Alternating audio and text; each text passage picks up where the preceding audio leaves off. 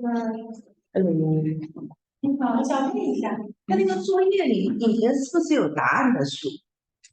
在这个书里，我不知道有个这个对，不是有答案吗？这个书有，就是你如果要答案还要买一本书，所以有一个像个这个书，没有电子版的答案吗？呃，应该没有。有的话，我们搁家自己批完了，然后哪些不对还可以自己改。我可以给你找，就是答案那本书，叫我拍一下，要不然不知道对错。然后你这边是不是白天会给他们对一下呀？对。可是我觉得昨天晚上上的课还没时间，嗯，他们做作业我看还没有人交。做完了，我们做完了，但是就是要对下答案。你这有我吗？可以就是给他们，你帮他对一下。我可以给他们对啊，我可以在这个课上，或者行。我可以也就这样我觉得就是今天你是讲新课还是新的，新的？我这过得很快啊。那要不那个，那答案这样，你做完那个，你叫什么名字？录影瑞，那他把那个给你，你给他批一下。你可以发在 Google Classroom 上，他那个在纸上做的。你拍照发 Google Classroom 上。哦，行，今天能对吗？因为你今天还会再有作业，要不我今对，天讲下个作业我再发给你，这个作业可不可以先给你看一看，这是在如果你上 Google Classroom，在这个他多长时间结果能出来？答案能出来？我要发给你的话，我自己拼可以，自己可以。我可以自己给他们拼。那要不一会儿我完整一会儿先把这给你行吗？我们下一次再给你打到那上头去。我这一次都做完了。Hello，嗯，可以吗，薇薇？这一次先给你，你打印出来了。这一次作业你先帮我给他看一下，知道吗？完事儿那个下一次我再发给你。来了，可以吗？我不知道，我应该没有时间，因为我在课上不会让他们做题，等一会儿，我只等下会课再说。对。要不先上课啊？课间休息，去课间的时候休息。行，那行，想着点儿啊，到时候给你啊，谢谢你，薇啊。好，没问题。一会儿见啊。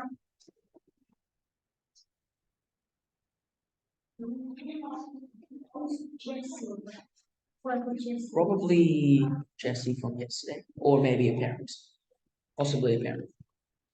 Was Jessie from yesterday? Jesse was sitting right next to me. Wait, she was. Yeah. Okay. So if I started to say Jessie, was that boy who never told you that? Yeah, Andrew. I found out his name.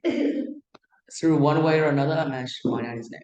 I still don't call Johnny Depp.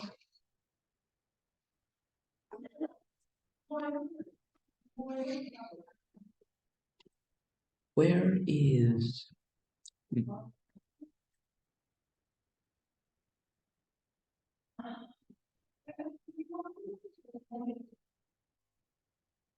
By the way, I wrote this. I can probably send this to all of you guys. Be some very nice revision material. Um, so I wrote this book about theory myself, and would you guys like it if I send this in the Google Classroom? Would that be nice? So, Yeah, okay. wait, did you get the book published? No, I didn't get it published. I just wrote it for you guys and all my future students. But that's actually a good idea. I might get it published. I don't know if I can find anyone to do it though, because most usually students just print out all the pages, staple it together. We have a book. It's not. It's a makeshift book. It's not formal, but it serves them well enough. Um. Okay. Still waiting for it.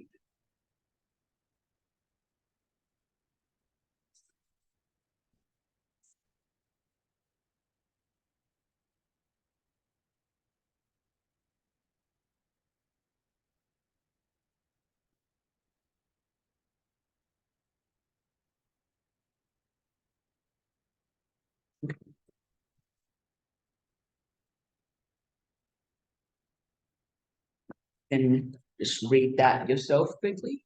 And I'll be back in a second.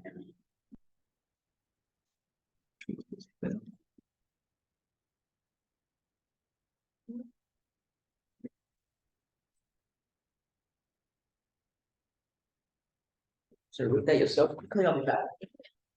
That's what we're doing today.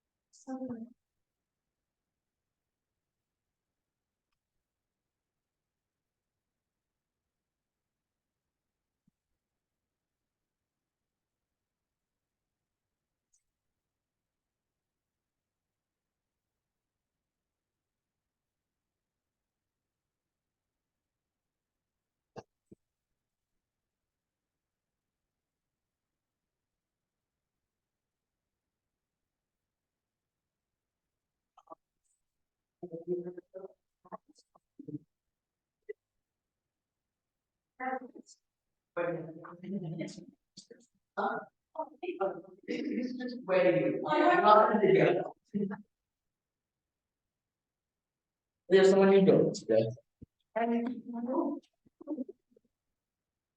Nice. Have you let the other person who was in the waiting room? Can you see? I should have. I think I did. Yeah. Or do you want to sit down in the middle? Yeah. Does she need your laptop? Not today, Oh, that's but there. Okay.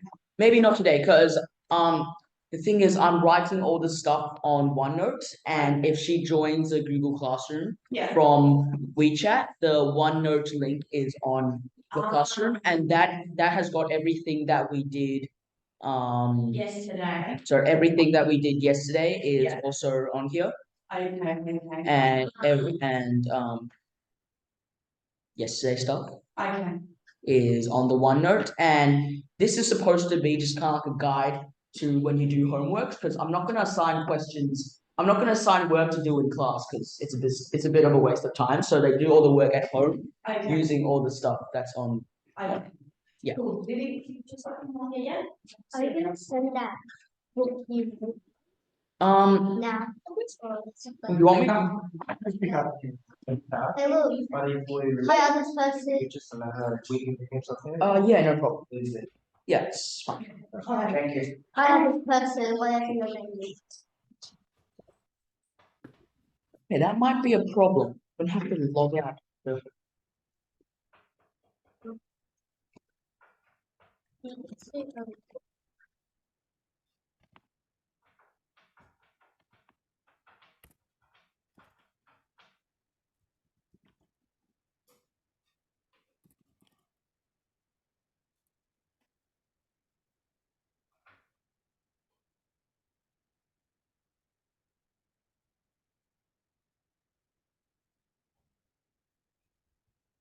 Okay, yeah, I'm recording. So, if you did manage to read this, we're doing full part vocal style today. So, today we are looking at how to set out your triads, which we were doing yesterday, in full part vocal style, not the first inversion, just the triads in root position. Okay. The primary triads, 1, 4, and 5. So, this is kind of annoying. Just move this to the side. But hey, what's that person still doing? I don't know.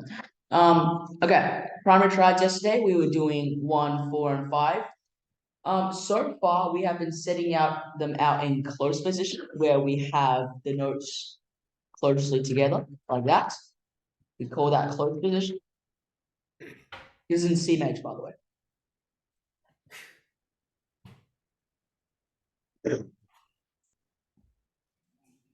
Now, the theme of four-part vocal style is that you need to set out a triad into 4 voices. So that means when you only have 3 notes, you need to double one of them. Normally, it's preferred that you double the root, which is the bottom note. Double root. Hello. You didn't miss out on much, so that's good. Always double the root in full part vocal style. So, what does this mean for our current close style? It means that for chord 1 in full part vocal style, it's going to look something like this.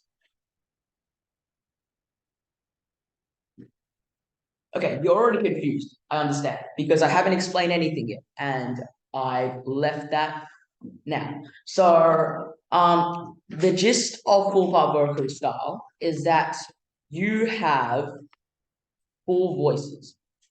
So essentially, imagine if you were writing for a choir of 4 different vocal ranges, like female high voice, female low voice, male high voice, male low voice, right? 4 simple voices, and we call those 4 voices soprano, alto, tenor, and bass. So each voice has what we call a working range, which means that essentially you don't make them sing lower or higher than their vocal range, their working range, or else their voice will crack and the music will sound horrible. So in order of highest voice to lowest voice, it goes from soprano, alto, tenor, and bass. So that means that the soprano will always sing the highest note, the alto will sing the next highest note, tenor the next, and bass will sing the lowest note. So when you are setting out a triad and 4-part vocal style, you're going to make sure that the note that you mean to sing for the soprano does not go lower or higher, does not go lower than a C4 or higher than a G5. Does everyone know like notation for like for example yes.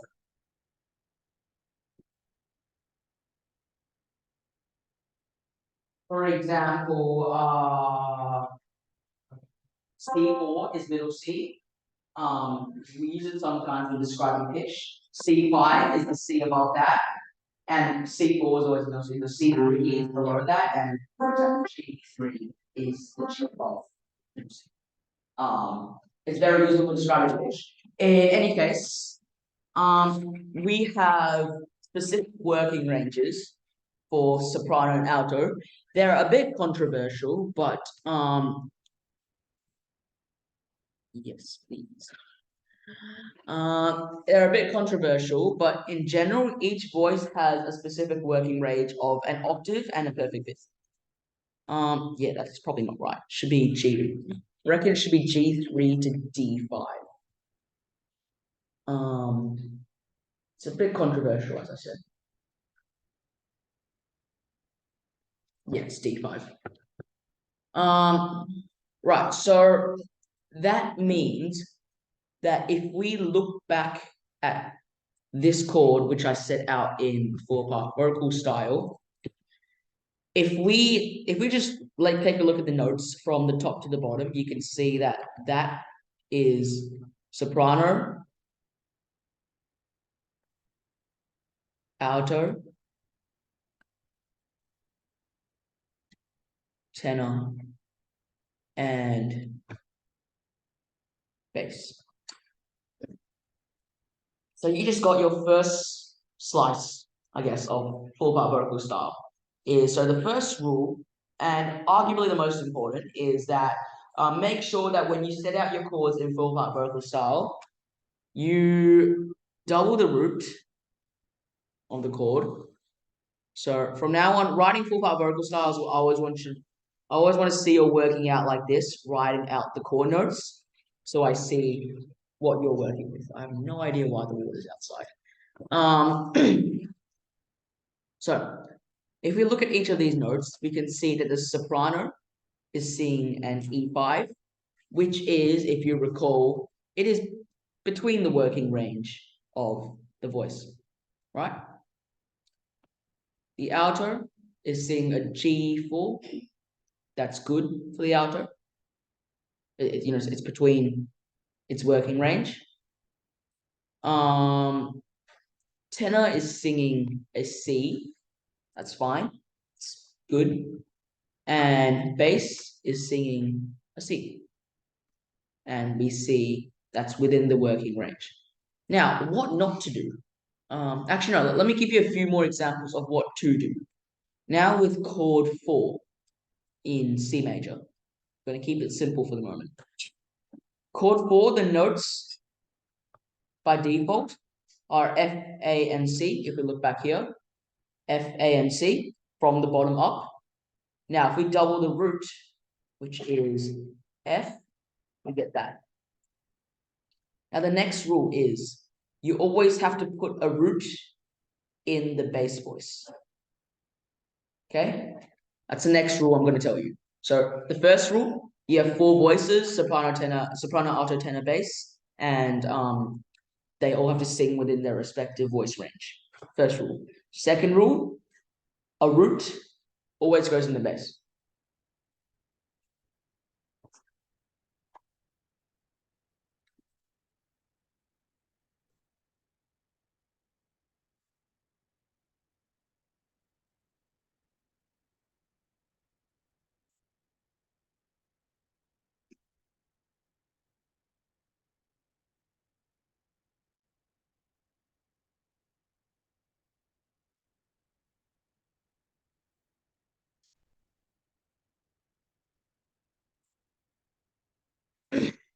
Now, let's do another example with chord 5 in C major.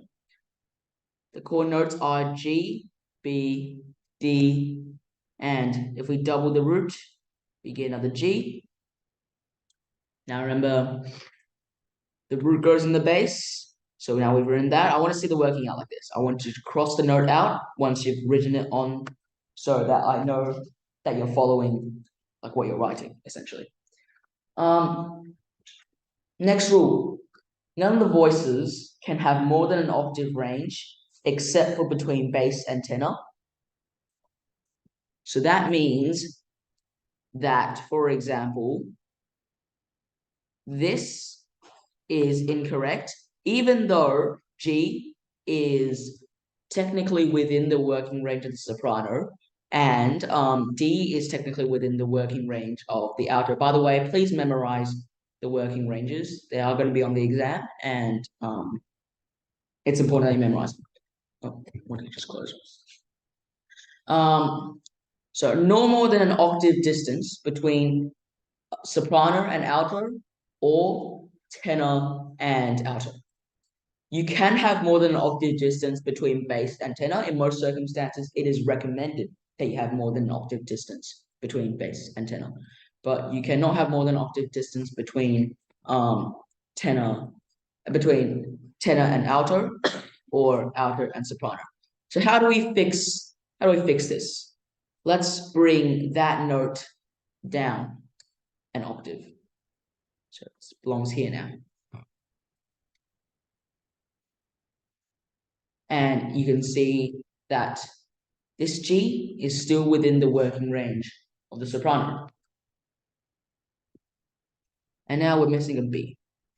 Now, if I put the B down here, that is more than an octave. So if I put the B up here, that is allowed because you are allowed to have more than an octave between bass and tenor, but not between all the other voices. Keep in mind that you can have more than an octave between tenor and soprano. There's nothing stopping you from doing that.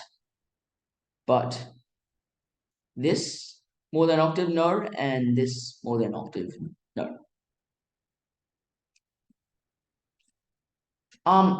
Okay, there's a few miscellaneous other rules, like for example, the stems. I'll start, you can write first. I'll give you some time to write down.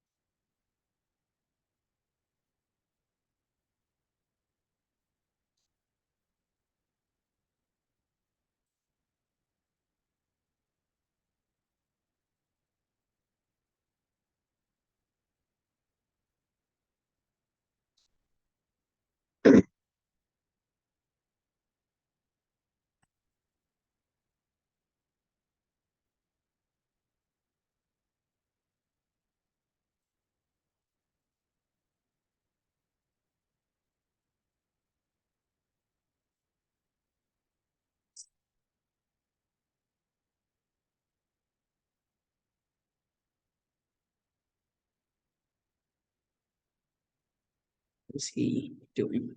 So, What's that want to do?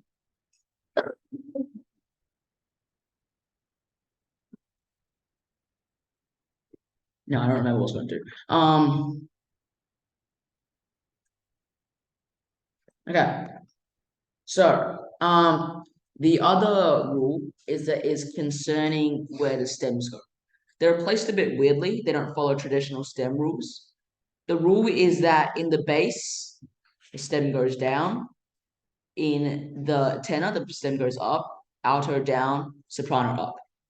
It's not like it's not like natural, I guess, but that's what they do. Stems go up in so stems goes up in soprano and tenor, no matter what note you're writing, and in alto and bass they go down, and also works for crotch as well, of course.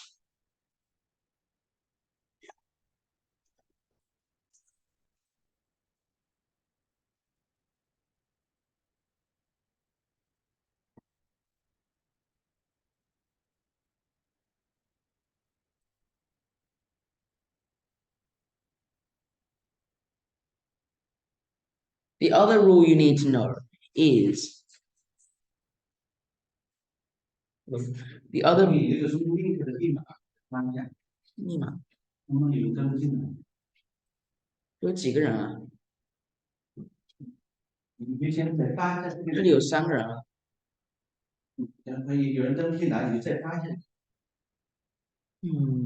入的。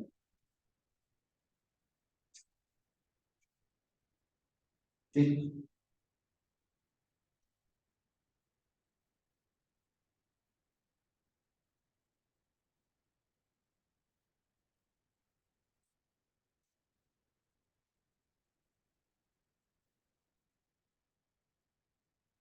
应该可以。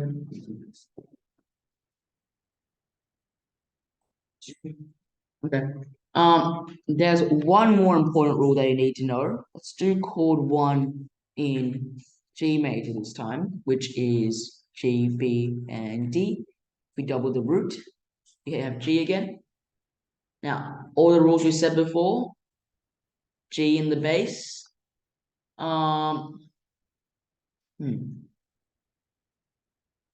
Okay. Someone tell me what is wrong if I do what's wrong if I do this? from the picture, Technically it is. They're still within working range. If you look at the tenor, for a start, that is allowed. Remember, tenor and bass can have more than an octave distance. My issue is this. Okay, alto is singing a B3, while the tenor is singing a D4. Notice that well, clearly B3 is lower than D4 when the tenor is supposed to be singing lower than the alto, not higher. Now the simple way to fix this is okay. The simple way the simple way to fix this is obviously to switch the two voices between alto and tenor around. So let's do that. And now that is A-okay.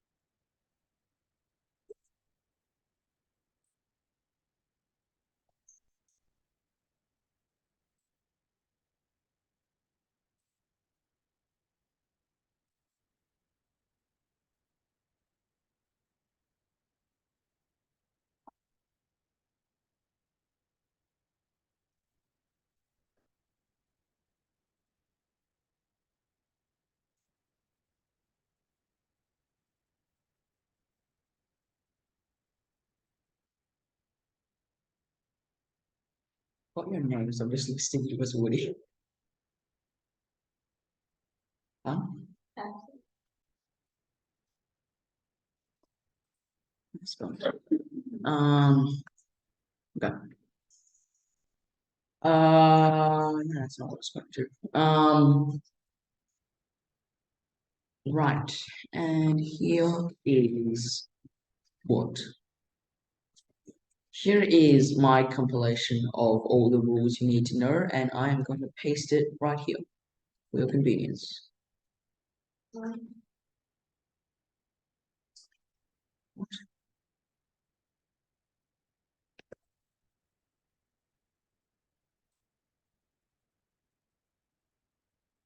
Mine down here then. Okay.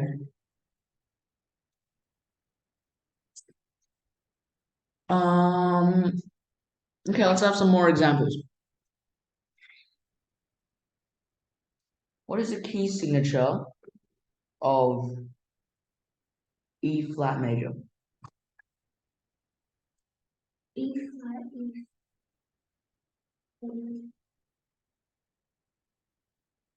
A flat. A flat.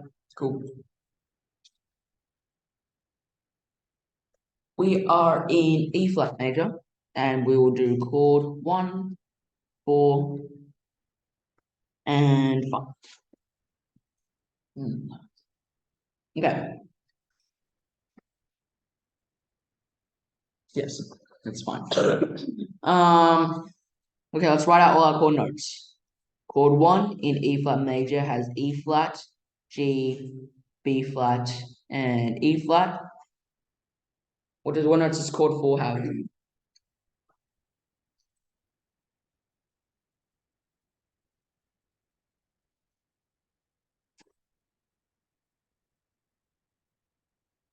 Chord 4, what notes in E flat major?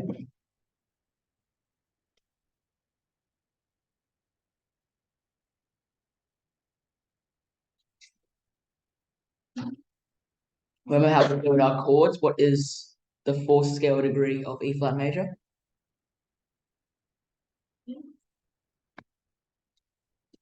Flat.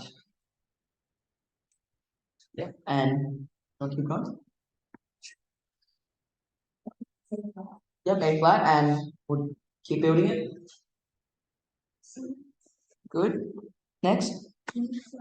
Good. And what note do we double? Nice. And what about chord 5? What are the notes?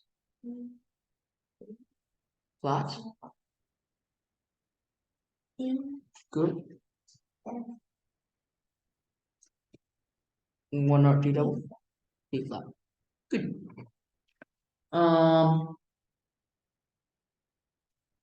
Okay. So step 1, root in the bass. We're just going to do chord 1 first. Root in the bass. Step 2. I recommend you place the tenor a good distance away from the bass, maybe there.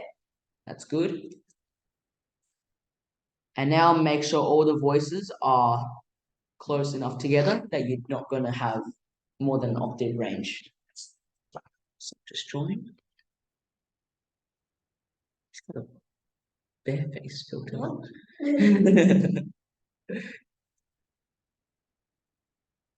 Okay. Well, must be a wild bear that has a. Okay, I think we're happy with that. Just checking. The bass is in. The root is in the bass.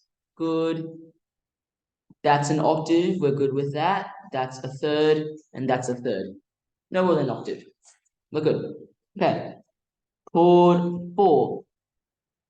Root in the bass.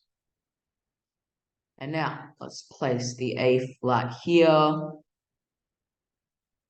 E, and C.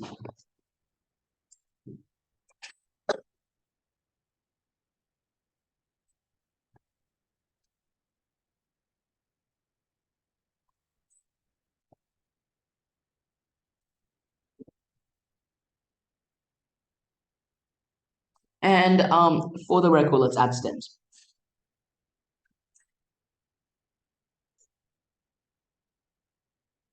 Remember, soprano stems go up, alto stems go down, tenor stems go up, and bass stem down.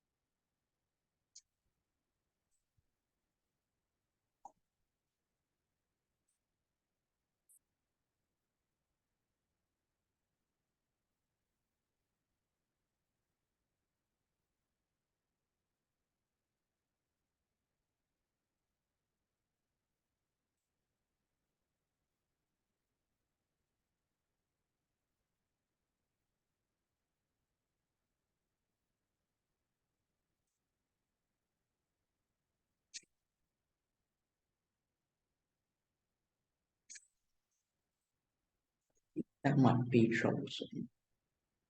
I'll have to log in my account again as well. Okay. Anyway, chord 5, by the way, I think we're happy with that. Chord 5, root, bass. I'm going to put the D there, so it's a good distance away from the bass. Remember, that's allowed. Now B flat here and F here. This is a bit daring. I'm having a 6th here and a 5th here. It's quite a big distance, but the tenor is singing a B flat, and that is still not out of its. Well, no, the alto is singing a B flat, and that is not out of its voice range. So we're fine. Okay, that's good. Now,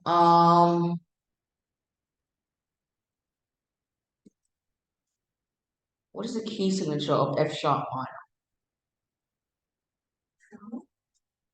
Yes.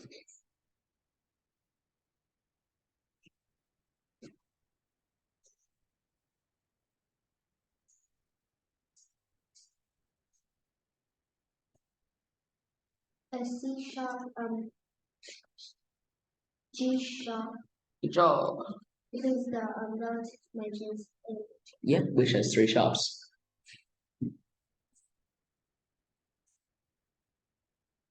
Okay, F sharp minor. Remember, chord 1 is minor, lowercase. Chord, okay. Yeah. Did it? No, it didn't. I don't know what I was thinking. Where are we? Okay, chord 1 is minor, chord 4 is minor, and chord 5 is major. So, in F sharp minor, chord 1, F sharp, A, C sharp, F sharp. Chord 4 will be B, D, F sharp, B. Chord 5. Actually, let's do it one at a time. And we're gonna do it one at a time. Let's put the F sharp, the root down here at the stem for record. F sharp here. Now C and A.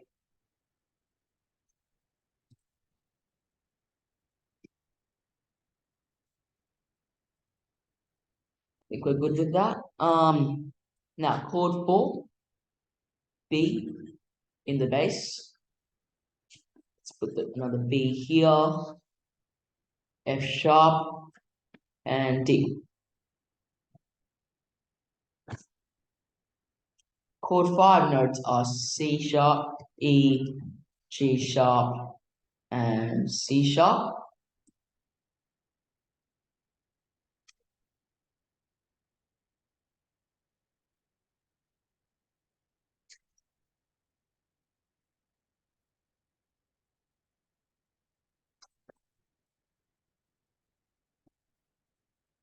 How do we feel about that?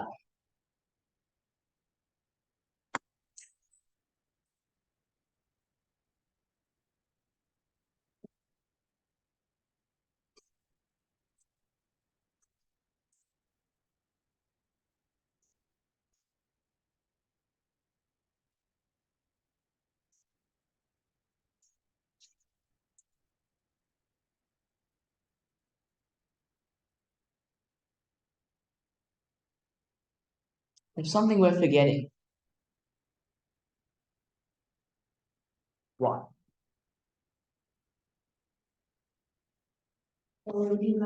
Yep. In chord 5 in a minor scale, to always raise the leading note. Even in full harmonical style, the rule still applies. Okay? It's the leading note. Please raise the leading note. Okay.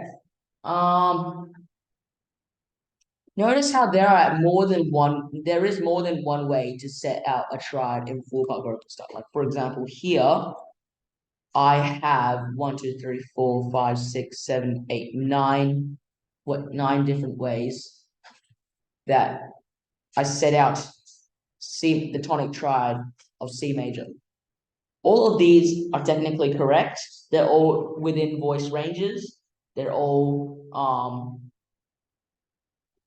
they're all within voice ranges. They're all there's no range problems. There's no like more than octave problems, and there's no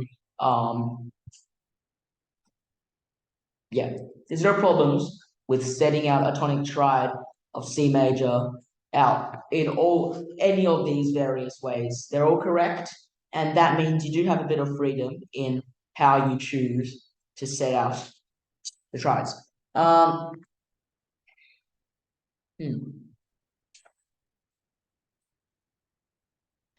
One more example.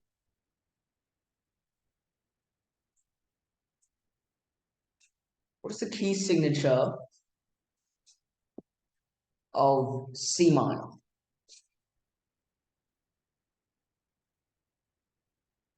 F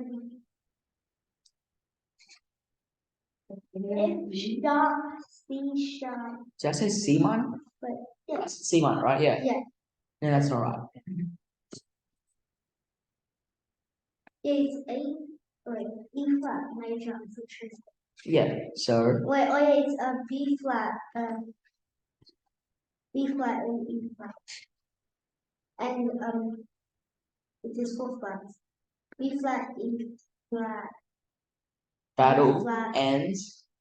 A flat and D flat. No, there's no D flat. E flat major has 3 flats. Okay. Okay. We are in C minor. Chord 1, chord 4, and chord 5. Okay, C minor. Chord 1 is C, E flat, G, C. Chord 4 is F, A flat, C, F. Chord 5 is G, B flat, D, and G. Okay. Put C here, C, G, and E flat. F,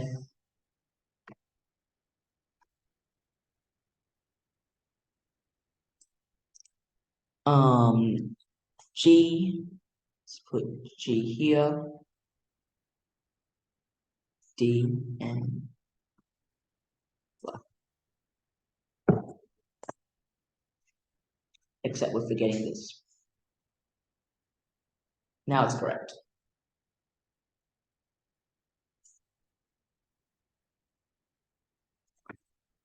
Hey, I'm going to need to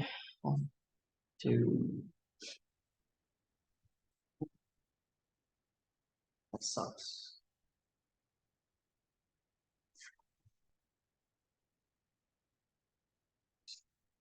Okay.